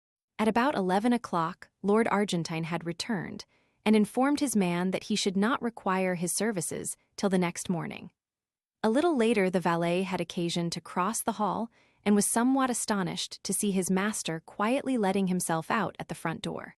He had taken off his evening clothes, and was dressed in a Norfolk coat and knickerbockers, and wore a low brown hat. The valet had no reason to suppose that Lord Argentine had seen him, and though his master rarely kept late hours, thought little of the occurrence till the next morning, when he knocked at the bedroom door at 8:45 as usual. He received no answer, and, after knocking 2 or 3 times, entered the room, and saw Lord Argentine's body leaning forward at an angle from the bottom of the bed. He found that his master had tied a cord securely to one of the short bedposts, and, after making a running noose and slipping it round his neck, the unfortunate man must have resolutely fallen forward, to die by slow strangulation. He was dressed in the light suit in which the valet had seen him go out, and the doctor who was summoned pronounced that life had been extinct for more than 4 hours. All papers, letters, and so forth seemed in perfect order, and nothing was discovered which pointed in the most remote way to any scandal either great or small. Here the evidence ended. Nothing more could be discovered. Several persons had been present at the dinner party at which Lord Argentine had assisted, and to all these he seemed in his usual genial spirits. The valet, indeed, said he thought his master appeared a little excited when he came home, but confessed that the alteration in his manner was very slight, hardly noticeable, indeed. It seemed hopeless to seek for any clue, and the suggestion that Lord Argentine had been suddenly attacked by acute suicidal mania was generally accepted. It was otherwise, however, when within 3 weeks, 3 more gentlemen, one of them a nobleman, and the 2 others men of good position and ample means, perished miserably in the almost precisely the same manner. Lord Swanley was found one morning in his dressing-room, hanging from a peg affixed to the wall, and Mr. Collier Stewart and Mr. Harries had chosen to die as Lord Argentine. There was no explanation in either case, a few bald facts, a living man in the evening, and a body with a black swollen face in the morning. The police had been forced to confess themselves powerless to arrest or to explain the sordid murders of Whitecapel, but before the horrible suicides of Piccadilly and Mayfair, they were dumbfounded, for not even the mere ferocity which did duty as an explanation of the crimes of the East End could be of service in the West. Each of these men who had resolved to die a tortured, shameful death was rich, prosperous, and to all appearances in love with the world, and not the acutest research should ferret out any shadow of a lurking motive in either case. There was a horror in the air, and men looked at one another's faces when they met, each wondering whether the other was to be the victim of the 5th nameless tragedy. Journalists sought in vain for their scrapbooks for materials whereof to concoct reminiscent articles, and the morning paper was unfolded in many a house with a feeling of awe. No man knew when or where the next blow would light. A short while after the last of these terrible events, Austen came to see Mr. Villiers. He was curious to know whether Villiers had succeeded in discovering any fresh traces of Mrs. Herbert, either through Clark or by other sources, and he asked the question soon after he had sat down. "No," said Villiers, "I wrote to Clark, but he remains obdurate, and I have tried other channels, but without any result. I can't find out what became of Helen Vaughan after she left Paul Street, but I think she must have gone abroad. But to tell the truth, Austen, I haven't paid much attention to the matter for the last few weeks. I knew poor Harry's intimately, and his terrible death has been a great shock to me, a great shock." "I can well believe it," answered Austen gravely. "You know Argentine was a friend of mine. If I remember rightly, we were speaking of him that day you came to my rooms." "Yes, it was in connection with that house in Ashley Street, Mrs. Beaumont's house. You said something about Argentine's dining there." "Quite so. Of course you know it was there Argentine dined the night before his death." "No, I had not heard that." "Oh, yes. The name was kept out of the papers to spare Mrs. Beaumont. Argentine was a great favorite of hers, and it is said she was in a terrible state for some time after." A curious look came over Villiers' face. He seemed undecided whether to speak or not. Austen began again. "I never experienced such a feeling of horror as when I read the account of Argentine's death. I didn't understand it at the time, and I don't now. I knew him well, and it completely passes my understanding for what possible cause he, or any of the others for the matter of that, could have resolved in cold blood to die in such an awful manner. You know how men babble away each other's characters in London. You may be sure any buried scandal or hidden skeleton would have been brought to light in such a case as this. But nothing of the sort has taken place. As for the theory of mania, that is very well, of course, for the coroner's jury, but everybody knows that it's all nonsense. Suicidal mania is not smallpox." Austen relapsed into gloomy silence. Villiers sat silent, also, watching his friend. The expression of indecision still fleeted across his face. He seemed as if weighing his thoughts in the balance, and the considerations he was resolving left him still silent. Austen tried to shake off the remembrance of tragedies as hopeless and perplexed as the labyrinth of Daedalus, and began to talk in an indifferent voice of the more pleasant incidents and adventures of the season. "That Mrs. Beaumont," he said, "of whom we were speaking, is a great success. She has taken London almost by storm. I met her the other night at Fulham's. She is really a remarkable woman." "You have met Mrs. Beaumont?" Yes, she had quite a court around her. She would be called very handsome, I suppose, and yet there is something about her face which I didn't like. The features are exquisite, but the expression is strange. And all the time I was looking at her. And afterwards, when I was going home, I had a curious feeling that very expression was in some way or another familiar to me. You must have seen her in the Row. No, I am sure I never set eyes on the woman before. It is that which makes it puzzling. And to the best of my belief, I have never seen anyone like her. What I felt was a kind of dim far-off memory, vague but persistent. The only sensation I can compare it to is that odd feeling one sometimes has in a dream, when fantastic cities and wondrous lands and phantom personages appear familiar and accustomed. Villiers nodded and glanced aimlessly round the room, possibly in search of something on which to turn the conversation. His eyes fell on an old chest, somewhat like that in which the artist's strange legacy lay hid beneath a Gothic scutcheon. "Have you written to the doctor about poor Merrick?" he asked. "Yes, I wrote asking for full particulars as to his illness and death. I don't expect to have an answer for another 3 weeks or a month. I thought I might as well inquire whether Merrick knew an Englishwoman named Herbert, and if so, whether the doctor could give me any information about her. But it's very possible that Merrick fell in with her at New York, or Mexico, or San Francisco. I have no idea as to the extent or direction of his travels. Yes, and it's very possible that the woman may have more than one name." "Exactly. I wish I had thought of asking you to lend me the portrait of her which you possess. I might have enclosed it in my letter to Dr. Matthews." "So you might. That never occurred to me. We might send it now. Hark, what are those boys calling?" While the two men had been talking together, a confused noise of shouting had been gradually growing louder. The noise rose from the eastward and swelled down Piccadilly, drawing nearer and nearer, a very torrent of sound, surging up streets usually quiet, and making every window a frame for a face, curious or excited. The cries and voices came echoing up the silent street where Villiers lived, growing more distinct as they advanced, and, as Villiers spoke, an answer rang up from the pavement. "The West End Horrors, another awful suicide, full details." Austen rushed down the stairs and bought a paper and read out the paragraph to Villiers as the uproar in the street rose and fell. The window was open, and the air seemed full of noise and terror. "Another gentleman has fallen a victim to the terrible epidemic of suicide which for the last month has prevailed in the West End. Mr. Sidney Crashaw, of Stoke House, Fulham, and King's Pomeroy, Devon, was found, after a prolonged search, hanging dead from the branch of a tree in his garden at 1 o'clock today. The deceased gentleman dined last night at the Carlton Club and seemed in his usual health and spirits.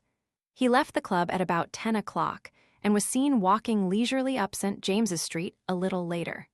Subsequent to this, his movements cannot be traced. On the discovery of the body, medical aid was at once summoned, but life had evidently been long extinct. So far as is known, Mr. Crashaw had no trouble or anxiety of any kind. This painful suicide, it will be remembered, is the 5th of the kind in the last month. The authorities at Scotland Yard are unable to suggest any explanation of these terrible occurrences. Austen put down the paper in mute horror. "I shall leave London tomorrow," he said. "It is a city of nightmares. How awful this is, Villiers." Mr. Villiers was sitting by the window, quietly looking out into the street. He had listened to the newspaper report attentively, and the hint of indecision was no longer on his face. "Wait a moment, Austen," he replied. "I have made up my mind to mention a little matter that occurred last night. It stated, I think, that Crashaw was last seen alive in St. James's Street shortly after 10. Yes, I think so. I will look again. Yes, you are quite right." "Quite so? Well, I am in a position to contradict that statement at all events. Crashaw was seen after that, considerably later indeed." "How do you know?" "Because I happened to see Crashaw myself, at about 2 o'clock this morning. You saw Crashaw, you Villiers. Yes, I saw him quite distinctly. Indeed, there were but a few feet between us. Where, in heaven's name, did you see him? Not far from here. I saw him in Ashley Street. He was just leaving a house. Did you notice what house it was? Yes, it was Mrs. Beaumont's. Villiers, think what you are saying. There must be some mistake. How could Crashaw be in Mrs. Beaumont's house at 2 o'clock in the morning? Surely, you must have been dreaming, Villiers. You were always rather fanciful. No, I was wide awake enough. Even if I had been dreaming, as you say, what I saw would have roused me effectually. What you saw, what did you see? Was there anything strange about Crashaw? But I can't believe it. It is impossible. Well, if you like, I will tell you what I saw, or if you please, what I think I saw, and you can judge for yourself. Very good, Villiers. The noise and clamor of the street had died away, though now and then the sound of shouting still came from the distance, and the dull, leaden silence seemed like the quiet after an earthquake or a storm. Villiers turned from the window and began speaking. I was at a house near Regent's Park last night, and when I came away, the fancy took me to walk home instead of taking a hansom. It was a clear, pleasant night enough, and after a few minutes I had the streets pretty much to myself. It's a curious thing, Austin, to be alone in London at night, the gas lamps stretching away in perspective, and the dead silence, and then perhaps the rush and clatter of a hansom on the stones, and the fire starting up under the horses' hoofs. I walked along pretty briskly, for I was feeling a little tired of being out in the night, and as the clocks were striking 2, I turned down Ashley Street, which, you know, is on my way. It was quieter than ever there, and the lamps were fewer. Altogether, it looked as dark and gloomy as a forest in winter. I had done about half the length of the street when I heard a door closed very softly, and naturally I looked up to see who was abroad like myself at such an hour. As it happens, there is a street lamp close to the house in question, and I saw a man standing on the step. He had just shut the door and his face was towards me, and I recognized Crashaw directly. I never knew him to speak to, but I had often seen him, and I am positive that I was not mistaken in my man. I looked into his face for a moment, and then, I will confess the truth, I set off at a good run and kept it up till I was within my own door. Why? Why, because it made my blood run cold to see that man's face. I could never have supposed that such an infernal medley of passions could have glared out of any human eyes. I almost fainted as I looked. I knew I had looked into the eyes of a lost soul, Austin. The man's outward form remained, but all hell was within it. Furious lust and hate that was like fire, and the loss of all hope and horror that seemed to shriek aloud to the night, though his teeth were shut, and the utter blackness of despair. I am sure that he did not see me. He saw nothing that you or I can see, but what he saw I hope we never shall. I do not know when he died. I suppose in an hour, or perhaps 2, but when I passed down Ashley Street and heard the closing door, that man no longer belonged to this world. It was a devil's face I looked upon. There was an interval of silence in the room when Villiers ceased speaking.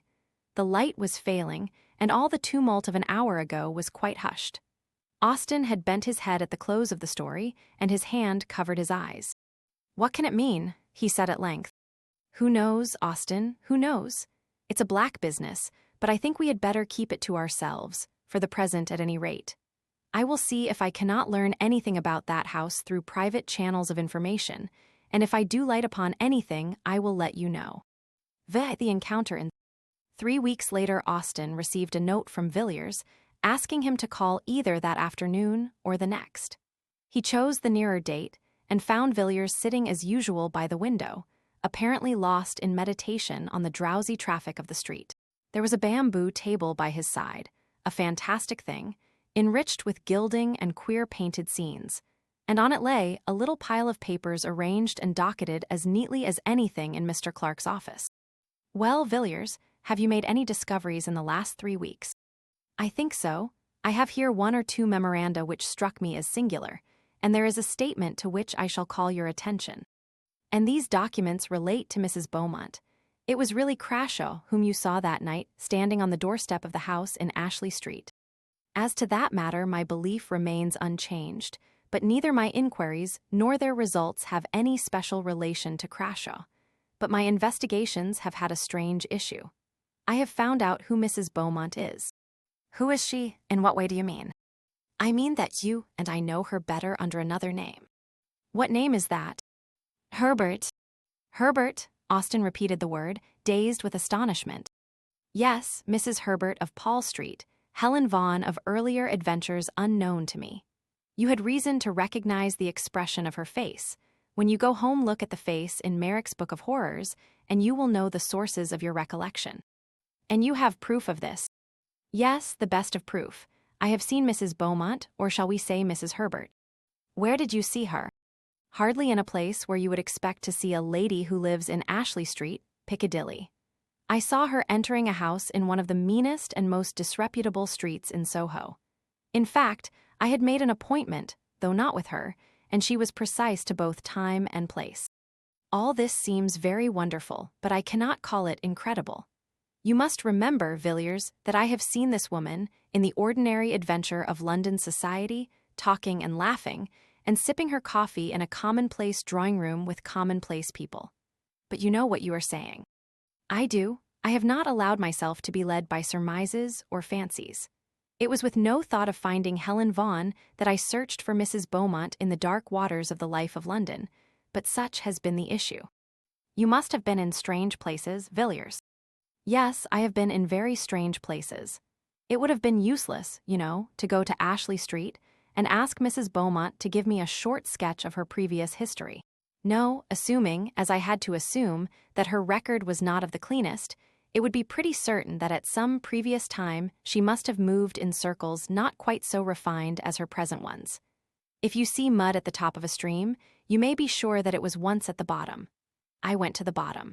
I have always been fond of diving into Queer Street for my amusement, and I found my knowledge of that locality and its inhabitants very useful.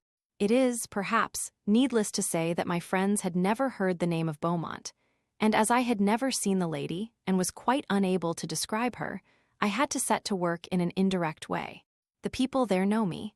I have been able to do some of them a service now and again, so they made no difficulty about giving their information. They were aware I had no communication direct or indirect with Scotland Yard. I had to cast out a good many lines, though, before I got what I wanted, and when I landed the fish, I did not for a moment suppose it was my fish. But I listened to what I was told out of a constitutional liking for useless information, and I found myself in possession of a very curious story, though, as I imagined, not the story I was looking for. It was to this effect. Some 5 or 6 years ago, a woman named Raymond suddenly made her appearance in the neighborhood to which I am referring. She was described to me as being quite young, probably not more than 17 or 18, very handsome, and looking as if she came from the country. I should be wrong in saying that she found her level in going to this particular quarter or associating with these people, for from what I was told, I should think the worst den in London far too good for her. The person from whom I got my information, as you may suppose, no great Puritan, shuddered and grew sick in telling me of the nameless infamies which were laid to her charge. After living there for a year, or perhaps a little more, she disappeared as suddenly as she came, and they saw nothing of her till about the time of the Paul Street case. At first she came to her old haunts only occasionally, then more frequently, and finally took up her abode there as before, and remained for 6 or 8 months. It's of no use my going into details as to the life that woman led. If you want particulars, you can look at Merrick's legacy. Those designs were not drawn from his imagination. She again disappeared, and the people of the place saw nothing of her till a few months ago. My informant told me that she had taken some rooms in a house, which he pointed out, and these rooms she was in the habit of visiting 2 or 3 times a week, and always at 10 in the morning.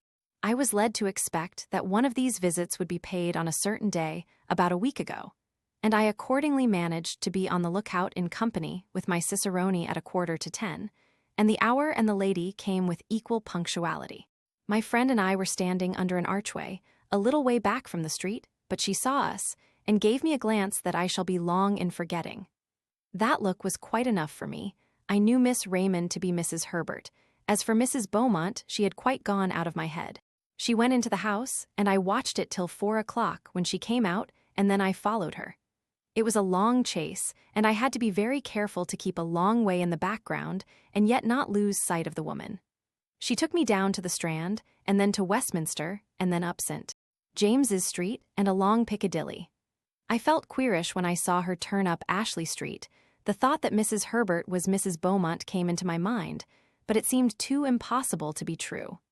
I waited at the corner, keeping my eye on her all the time, and I took particular care to note the house at which she stopped.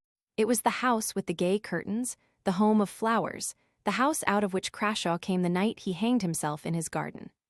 I was just going away with my discovery when I saw an empty carriage come round and draw up in front of the house, and I came to the conclusion that Mrs. Herbert was going out for a drive, and I was right. There, as it happened, I met a man I know, and we stood talking together a little distance from the carriageway, to which I had my back. We had not been there for 10 minutes when my friend took off his hat, and I glanced round and saw the lady I had been following all day. "Who is that?" I said, and his answer was Mrs. Beaumont, lives in Ashley Street. Of course there could be no doubt after that. I don't know whether she saw me, but I don't think she did. I went home at once, and on consideration, I thought that I had a sufficiently good case with which to go to Clark. Why to Clark? Because I am sure that Clark is in possession of facts about this woman, facts of which I know nothing. Well, what then? Mr. Villiers leaned back in his chair and looked reflectively at Austin for a moment before he answered. My idea was that Clark and I should call on Mrs. Beaumont. You would never go into such a house as that. No, no, Villiers, you cannot do it. Besides, consider what result. I will tell you soon. But I was going to say that my information does not end here. It has been completed in an extraordinary manner. Look at this neat little packet of manuscript. It is paginated, you see, and I have indulged in the civil coquetry of a ribbon of red tape. It has almost a legal air, hasn't it? Run your eye over it, Austin. It is an account of the entertainment Mrs. Beaumont provided for her choicer guests. The man who wrote this escaped with his life, but I do not think he will live many years. The doctors tell him he must have sustained some severe shock to the nerves. Austin took the manuscript, but never read it. Opening the neat pages at haphazard, his eye was caught by a word and a phrase that followed it, and, sick at heart, with white lips and a cold sweat pouring like water from his temples, he flung the paper down. Take it away, Villiers. Never speak of this again. Are you made of stone, man? Why, the dread and horror of death itself, the thoughts of the man who stands in the keen morning air on the black platform, bound, the bell tolling in his ears, and waits for the harsh rattle of the bolt, are as nothing compared to this. I will not read it. I should never sleep again. Very good. I can fancy what you saw. Yes, it is horrible enough. But after all, it is an old story, an old mystery played in our day, and in dim London streets instead of amidst the vineyards and the olive gardens. We know what happened to those who chanced to meet the great god Pan, and those who are wise know that all symbols are symbols of something, not of nothing. It was, indeed, an exquisite symbol beneath which men long ago veiled their knowledge of the most awful, most secret forces which lie at the heart of all things.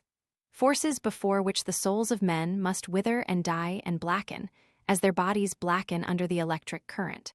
Such forces cannot be named, cannot be spoken, cannot be imagined except under a veil and a symbol to the most of us appearing a quaint, poetic fancy, to some a foolish tale. But you and I, at all events, have known something of the terror that may dwell in the secret place of life, manifested under human flesh, that which is without form taking to itself a form. Oh, Austin, how can it be? How is it that the very sunlight does not turn to blackness before this thing, the hard earth melt and boil beneath such a burden? Villiers was pacing up and down the room, and the beads of sweat stood out on his forehead. Austin sat silent for a while, but Villiers saw him make a sign upon his breast. I say again, Villiers, you will surely never enter such a house as that. You would never pass out alive. Yes, Austin, I shall go out alive, I and Clark with me. What do you mean? You cannot, you would not dare. Wait a moment. The air was very pleasant and fresh this morning. There was a breeze blowing, even through this dull street, and I thought I would take a walk. Piccadilly stretched before me a clear, bright vista, and the sun flashed on the carriages and on the quivering leaves in the park. It was a joyous morning, and men and women looked at the sky and smiled as they went about their work or their pleasure, and the wind blew as blithely as upon the meadows and the scented gorse. But somehow or other, I got out of the bustle and the gaiety, and found myself walking slowly along a quiet, dull street, where there seemed to be no sunshine and no air, and where the few foot passengers loitered as they walked, and hung indecisively about corners and archways. I walked along, hardly knowing where I was going or what I did there, but feeling impelled, as one sometimes is, to explore still further, with a vague idea of reaching some unknown goal. Thus I forged up the street, noting the small traffic of the milk shop, and wondering at the incongruous medley of penny pipes, black tobacco, sweets, newspapers, and comic songs which here and there jostled one another in the short compass of a single window. I think it was a cold shudder that suddenly passed through me that first told me that I had found what I wanted. I looked up from the pavement and stopped before a dusty shop, above which the lettering had faded, where the red bricks of 200 years ago had grimed to black, where the windows had gathered to themselves the dust of winters innumerable. I saw what I required, but I think it was 5 minutes before I had steadied myself and could walk in and ask for it in a cool voice and with a calm face. I think there must even then have been a tremor in my words, for the old man who came out of the back parlor and fumbled slowly amongst his goods looked oddly at me as he tied the parcel. I paid what he asked and stood leaning by the counter, with a strange reluctance to take up my goods and go. I asked about the business and learnt that trade was bad and the profits cut down sadly. But then the street was not what it was before traffic had been diverted, but that was done 40 years ago, just before my father died, he said. I got away at last and walked along sharply. It was a dismal street indeed, and I was glad to return to the bustle and the noise. Would you like to see my purchase? Austin said nothing but nodded his head slightly. He still looked white and sick. Villiers pulled out a drawer in the bamboo table and showed Austin a long coil of cord, hard and new, and at one end was a running noose. "It is the best hempen cord," said Villiers, "just as it used to be made for the old trade, the man told me. Not an inch of jute from end to end." Austin set his teeth hard and stared at Villiers, growing whiter as he looked. "You would not do it," he murmured at last. "You would not have blood on your hands, my God!" he exclaimed with sudden vehemence. "You cannot mean this, Villiers, that you will make yourself a hangman." "No, I shall offer a choice and leave Helen Vaughan alone with this cord in a locked room for 15 minutes. If when we go in it is not done, I shall call the nearest policeman. That is all. I must go now. I cannot stay here any longer. I cannot bear this. Good night." "Good night, Austin." The door shut, but in a moment it was open again, and Austin stood, white and ghastly, in the entrance. "I was forgetting," he said, "that I too have something to tell. I have received a letter from Dr. Harding of Buenos Aires. He says that he attended Merrick for 3 weeks before his death. And does he say what carried him off in the prime of life? It was not fever. No, it was not fever. According to the doctor, it was an utter collapse of the whole system, probably caused by some severe shock. But he states that the patient would tell him nothing, and that he was consequently at some disadvantage in treating the case. Is there anything more? Yes, Dr. Harding ends his letter by saying, "I think this is all the information I can give you about your poor friend. He had not been long in Buenos Aires and knew scarcely anyone, with the exception of a person who did not bear the best of characters and has since left, a Mrs. Vaughan. Vi the fragments. Amongst the papers of the well-known physician, Dr. Robert Matheson, of Ashley Street, Piccadilly, who died suddenly of apoplectic seizure. At the beginning of 1892, a leaf of manuscript paper was found, covered with pencil jottings. These notes were in Latin, much abbreviated, and had evidently been made in great haste. The Ms. was only deciphered with difficulty, and some words have up to the present time evaded all the efforts of the expert employed.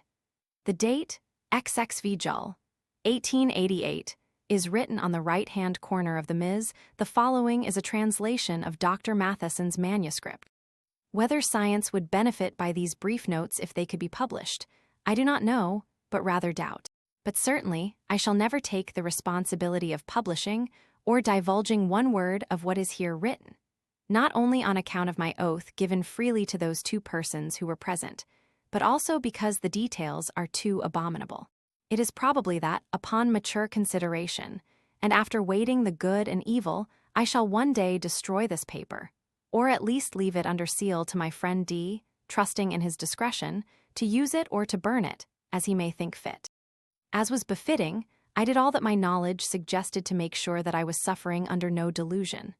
At first astounded, I could hardly think, but in a minute's time I was sure that my pulse was steady and regular, and that I was in my real and true senses.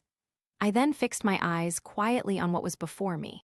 Though horror and revolting nausea rose up within me, and an odor of corruption choked my breath, I remained firm. I was then privileged or accursed, I dare not say which, to see that which was on the bed, lying there black like ink, transformed before my eyes.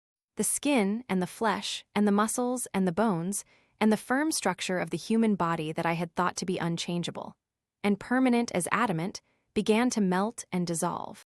I know that the body may be separated into its elements by external agencies, but I should have refused to believe what I saw. For here there was some internal force, of which I knew nothing, that caused dissolution and change. Here, too, was all the work by which man had been made repeated before my eyes. I saw the form waver from sex to sex, dividing itself from itself, and then again reunited. Then I saw the body descend to the beasts whence it ascended, and that which was on the heights go down to the depths, even to the abyss of all being. The principle of life, which makes organism, always remained, while the outward form changed. The light within the room had turned to blackness, not the darkness of night, in which objects are seen dimly, for I could see clearly and without difficulty, but it was the negation of light. Objects were presented to my eyes, if I may say so, without any medium, in such a manner that if there had been a prism in the room I should have seen no colors represented in it. I watched, and at last I saw nothing but a substance as jelly. Then the ladder was ascended again. Here the miss is illegible. For one instance I saw a form, shaped in dimness before me, which I will not farther describe. But the symbol of this form may be seen in ancient sculptures, and in paintings which survived beneath the lava, too foul to be spoken of. As a horrible and unspeakable shape, neither man nor beast, was changed into human form, there came finally death. I who saw all this, not without great horror and loathing of soul, here write my name, declaring all that I have said on this paper to be true. Robert Matheson, med doctor. Such, Raymond, is the story of what I know and what I have seen. The burden of it was too heavy for me to bear alone, and yet I could tell it to none but you. Villiers, who was with me at the last, knows nothing of that awful secret of the wood, of how what we both saw die, lay upon the smooth, sweet turf amidst the summer flowers, half in sun and half in shadow, and holding the girl Rachel's hand, called and summoned those companions, and shaped in solid form. Upon the earth we tread upon, the horror which we can but hint at, which we can only name under a figure. I would not tell Villiers of this, nor of that resemblance, which struck me as with a blow upon my heart when I saw the portrait, which filled the cup of terror at the end. What this can mean I dare not guess. I know that what I saw perish was not Mary, and yet in the last agony Mary's eyes looked into mine. Whether there can be anyone who can show the last link in this chain of awful mystery, I do not know, but if there be anyone who can do this, you, Raymond, are the man. And if you know the secret, it rests with you to tell it or not, as you please. I am writing this letter to you immediately on my getting back to town. I have been in the country for the last few days. Perhaps you may be able to guess in which part. While the horror and wonder of London was at its height, for Mrs. Beaumont, as I have told you, was well known in society, I wrote to my friend Dr. Phillips, giving some brief outline, or rather hint, of what happened, and asking him to tell me the name of the village where the events he had related to me occurred. He gave me the name, as he said with the less hesitation, because Rachel's father and mother were dead, and the rest of the family had gone to a relative in the state of Washington 6 months before. The parents, he said, had undoubtedly died of grief and horror caused by the terrible death of their daughter, and by what had gone before that death. On the evening of the day which I received Philip's letter I was at Carmine, and standing beneath the moldering Roman walls, white with the winters of 1700 years, I looked over the meadow where once had stood the older temple of the god of the deeps, and saw a house gleaming in the sunlight. It was the house where Helen had lived. I stayed at Carmine for several days. The people of the place, I found, knew little and had guessed less. Those whom I spoke to on the matter seemed surprised that an antiquarian, as I professed myself to be, should trouble about a village tragedy, of which they gave a very commonplace version. And, as you may imagine, I told nothing of what I knew. Most of my time was spent in the great wood that rises just above the village and climbs the hillside, and goes down to the river in the valley. Such another long, lovely valley, Raymond, as that on which we looked one summer night, walking to and fro before your house. For many an hour I strayed through the maze of the forest, turning now to right and now to left, pacing slowly down long alleys of undergrowth, shadowy and chill, even under the midday sun, and halting beneath great oaks. Lying on the short turf of a clearing where the faint, sweet scent of wild roses came to me on the wind and mixed with the heavy perfume of the elder, whose mingled odor is like the odor of the room of the dead, a vapor of incense and corruption. I stood at the edges of the wood, gazing at all the pomp and procession of the foxgloves towering amidst the bracken and shining red in the broad sunshine, and beyond them into deep thickets of close undergrowth, where springs boil up from the rock and nourish the waterweeds, dank and evil. But in all my wanderings, I avoided one part of the wood. It was not till yesterday that I climbed to the summit of the hill and stood upon the ancient Roman road that threads the highest ridge of the wood.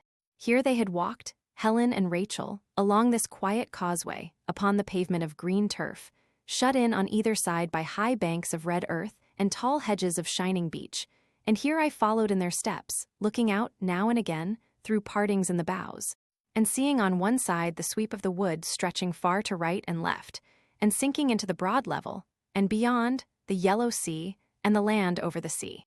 On the other side was the valley and the river and hill following hill as wave on wave, and wood and meadow and cornfield and white houses gleaming, and a great wall of mountain and far blue peaks in the north. And so at last I came to the place. The track went up a gentle slope and widened out into an open space with a wall of thick undergrowth around it, and then, narrowing again, passed on into the distance and the faint blue mist of summer heat. And into this pleasant summer glade Rachel passed a girl and left it, who shall say what? I did not stay long there. In a small town near Kermeen, there is a museum, containing for the most part Roman remains which have been found in the neighborhood at various times. On the day after my arrival in Kermeen, I walked over to the town in question and took the opportunity of inspecting the museum. After I had seen most of the sculptured stones, the coffins, rings, coins, and fragments of tessellated pavement which the place contains, I was shown a small square pillar of white stone, which had been recently discovered in the wood of which I have been speaking, and, as I found on inquiry, in that open space where the Roman road broadens out, on one side of the pillar was an inscription of which I took a note. Some of the letters have been defaced, but I do not think there can be any doubt as to those which I supply. The inscription is as follows: D viomeno DNTI, FLA VIVSSNILS BOSSVIT, PROPTRNVPTIAS, Quas VIDITSVBVMBIR. To the great god Nodens, the god of the great deep or abyss, Flavius Seniles has erected this pillar on account of the marriage which he saw beneath the shade. The custodian of the museum informed me that local antiquaries were much puzzled, not by the inscription, or by any difficulty in translating it, but as to the circumstance or rite to which allusion is made. And now, my dear Clark, as to what you tell me about Helen Vaughan, whom you say you saw die under circumstances of the utmost and almost incredible horror. I was interested in your account, but a good deal, nay all, of what you told me I knew already. I can understand the strange likeness you remarked in both the portrait and in the actual face. You have seen Helen's mother. You remember that still summer night so many years ago when I talked to you of the world beyond the shadows and of the god Pan. You remember Mary. She was the mother of Helen Vaughan, who was born 9 months after that night. Mary never recovered her reason. She lay, as you saw her, all the while upon her bed, and a few days after the child was born she died. I fancy that just at the last she knew me, I was standing by the bed, and the old look came into her eyes for a second, and then she shuddered and groaned and died. It was an ill work I did that night when you were present. I broke open the door of the house of life, without knowing or caring what might pass forth or enter in.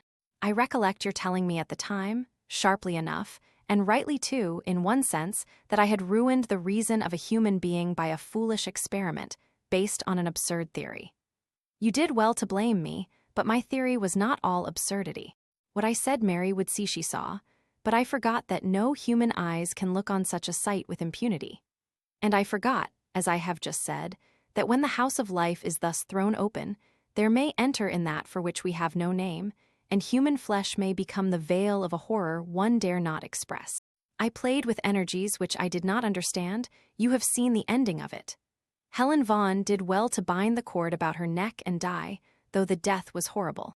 The blackened face, the hideous form upon the bed, changing and melting before your eyes from woman to man, from man to beast, and from beast to worse than beast, all the strange horror that you witness, surprises me but little. What you say the doctor whom you sent for saw and shuddered at I noticed long ago. I knew what I had done the moment the child was born, and when it was scarcely 5 years old I surprised it, not once or twice but several times with a playmate, you may guess of what kind. It was for me a constant, an incarnate horror, and after a few years I felt I could bear it no more, and I sent Helen Vaughn away. You know now what frightened the boy in the wood. The rest of the strange story, and all else that you tell me, as discovered by your friend, I have contrived to learn from time to time, almost to the last chapter. And now Helen is with her companions. The end. Note: Helen Vaughn was born on August 5, 1865, at the Red House, Breconshire, and died on July 25, 1888, in her house in a street off Piccadilly, called Ashley Street in the story. Thanks for listening to The Great God Pan by Arthur Machen.